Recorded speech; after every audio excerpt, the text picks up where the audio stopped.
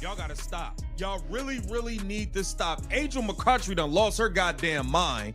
She done lost her mind. Respectfully, you done lost your mentals, mama. You tripped out. First of all, Asia Wilson started this whole thing, which is complete BS and nonsense. This should never be a conversation, and it wouldn't be a conversation. We would just be talking about how great and entertaining we think Caitlin Clark is. We just be talking about how dominant Asia Wilson is. We just be talking about how nice Paige Beckers is, but no. There are moments in sports culture when everything suddenly explodes.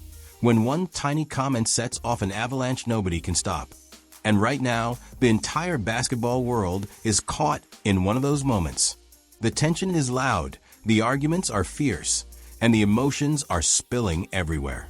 Fans are choosing sides, players are taking shots at each other, and social media is burning nonstop.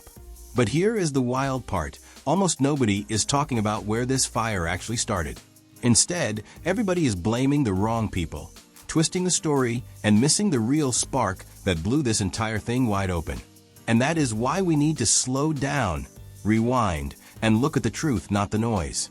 Because while former WNBA star Angel McCoughtry stepped in front of the camera and went on a full-scale rage-filled tirade, acting like the whole world was suddenly attacking women's basketball for no reason, the actual timeline tells a very different story. A story she either forgot, ignored, or just did not want to mention. The wave she is furious about did not begin with Michael Porter Jr., it did not begin with Jeff Teague, and it definitely did not begin with men who just woke up one morning deciding to compare leagues out of boredom. No, the entire spark, the source, the beginning of this massive culture war, came from inside the WNBA itself. And once that first domino fell, everything that followed was inevitable. But before we break down Angel's meltdown, before we get to MPJ's 8th grade comment, before we explain why everyone is pointing fingers at the wrong people, you need to understand something important. This is not a story about men versus women. This is not a story about disrespect or insecurity. This is a story about a challenge, a statement, and a chain reaction that spiraled into something none of the players could control once it left their lips. And it all began with a superstar. Not a troll, not a critic, not a random fan. A giant name at the top of the WNBA.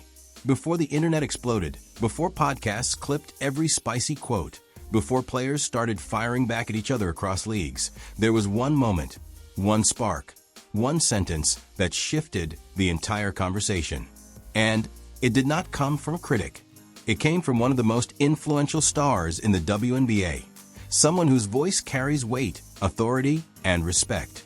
It started when Aya Wilson, the reigning MVP and face of the league, confidently claimed that the top WNBA champions could beat the bottom NBA teams. She said it with pride, certainty, and a tone that made it clear she meant every word. And instantly, millions of eyes turned toward her. Now, there is nothing wrong with confidence. There is nothing wrong with belief in your craft. But this claim, coming from someone at her level, was not just confidence. It was a challenge, a bold one, and whether she intended to or not, she threw it directly into the middle of basketball culture. It was like dropping a match into a room filled with gasoline. And the moment that claim hit social media, everything changed. Fans started debating. Analysts started reacting. Former NBA players started answering. And suddenly, a simple hypothetical became a massive war of opinions, pride, gender, legacy, and ego. Everyone had a take. Everyone had a side. Everyone had a reason to jump in. But here is the part people forget. Nobody forced this discussion into the spotlight. Nobody ambushed the WNBA with disrespect. This whole conversation did not begin as an insult. It began as a challenge, issued publicly by the league's biggest name. A challenge that NBA players felt the need to respond to simply because it questioned their world, their league, and their reality. And that is when the noise began. That is when podcasts grabbed the clip. That is when locker rooms started buzzing. That is when comments turned into reactions, and reactions turned into viral debates. But even with all that fire building, things were still manageable. The conversation was heated, yes, but it was still contained. It was still civil, still rooted in basketball logic. Then Angel McCoughtry stepped into the picture, and she did not walk. She ran directly into controversy. Everything could have calmed down. The debate could have stayed playful, competitive, and grounded in the usual back and forth fans enjoy. But the moment Angel McCoughtry entered the conversation, the entire tone shifted. It was no longer a discussion. It became an emotional battlefield. Instead of clarifying the situation or dialing down the temperature, she stepped straight into the spotlight with a fiery, anger-filled message that turned a spark into a wildfire. In her video, Angel sounded fed up, frustrated, and ready to confront the entire world. She talked as if the WNBA was being attacked out of nowhere, as if NBA players had suddenly decided to start a war for no reason. Her voice carried anger, disappointment, and a sense of being wronged. She spoke like the league was under siege, like people were coming after women's basketball simply because they could. But that was never the truth. The timeline did not support that narrative. And this is where things began to unravel. Angel's message ignored the fact that the whole discussion started within the WNBA. She skipped over Aya Wilson's bold challenge. She overlooked the domino that fell first. Instead, she turned the story around, painting the NBA responses as unprovoked disrespect rather than direct replies to the challenge that started everything. She made it sound personal, emotional, and targeted. And because of that emotional tone, her words carried weight. Fans felt the frustration. Athletes felt the heat. Social media felt the shock. Her delivery, full of energy and irritation, did not calm things down. It poured gasoline on a fire already burning too fast. Her emotional burst created a narrative that spread quickly, a narrative that suggested men were attacking the league simply for existing, rather than reacting to a public claim from one of the WNBA's biggest stars. And once that misunderstanding took hold, the reactions became louder, harsher, and more defensive on all sides. Comments multiplied, opinions clashed, narratives twisted, and basketball, the sport itself, disappeared behind the noise. But the moment that pushed the debate into complete chaos came next, when an unexpected voice stepped in.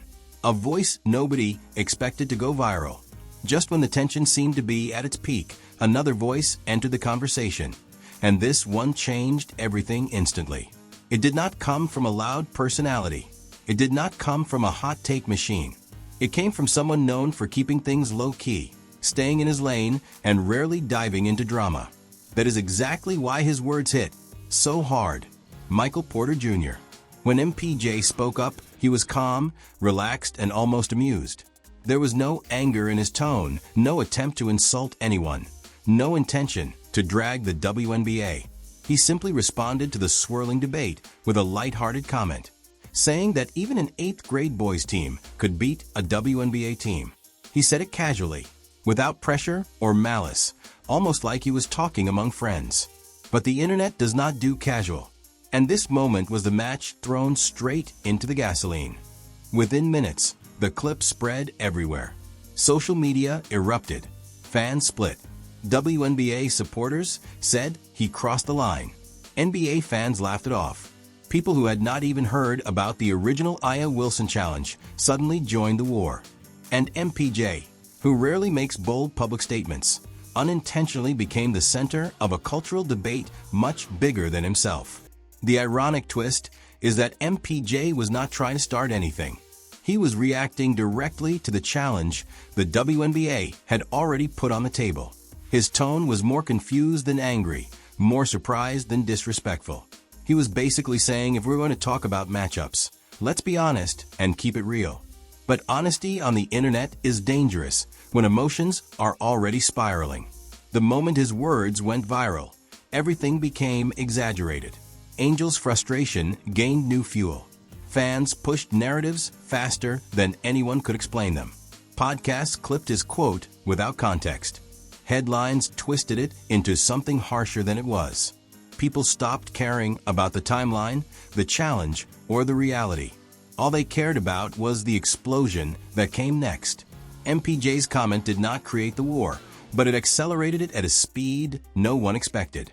And it opened the door for the most surprising reaction of all, when a former NBA player decided to jump into the chaos with a message that shocked everyone. Just when the debate seemed uncontrollable, another voice stepped forward, a voice that added clarity, honesty, and raw experience. And this time it came from someone who had lived through the NBA grind, someone who understood the speed, the physicality, and the intensity of the league at its core. Former NBA All-Star Jeff Teague. Unlike Angel's emotional fire or MPJ's casual remark, Jeff's tone was grounded and straightforward. He did not raise his voice, he did not try to provoke anyone. He simply spoke from the perspective of a man who had seen what elite basketball truly looks like. His reaction was honest, almost surprisingly calm, but also brutally direct. Jeff explained that comparing the leagues was never meant to tear down the WNBA. It was never about disrespect, never about attacking women's accomplishments, and never about diminishing the passion that female athletes bring to the game. He said the conversation only turned ugly because people ignored how it started. They focused on reactions instead of the original claim. They isolated comments without understanding the context. In Jeff's view, the real problem was not the comparison itself. It was the misunderstanding created when emotions replaced facts. He pointed out that NBA players were not waking up and choosing to insult the WNBA. They were simply responding to a publicly made challenge, a competitive claim placed in their direction, a claim that any athlete, male or female, would naturally respond to if their league was mentioned. But Jeff did not stop there. He added a reality check that hit hard. He talked about the difference in size, speed, and physicality between the leagues. He explained that it was not about talent or respect. It was about the biological and athletic gap that exists at the professional level. And when he said this, his tone was not mocking. It was almost sympathetic.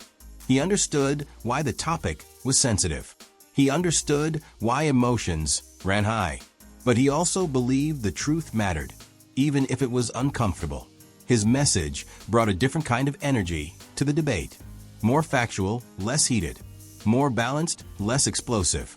Yet even with a voice bringing clarity, the damage was done. The internet was already split, narratives were already locked in, and both sides refused to back down. The clash grew louder, sharper, and more personal, leaving the heart of the issue buried under noise. What nobody was prepared for was the next shift in the conversation, the moment when everything finally made sense once the full timeline was revealed.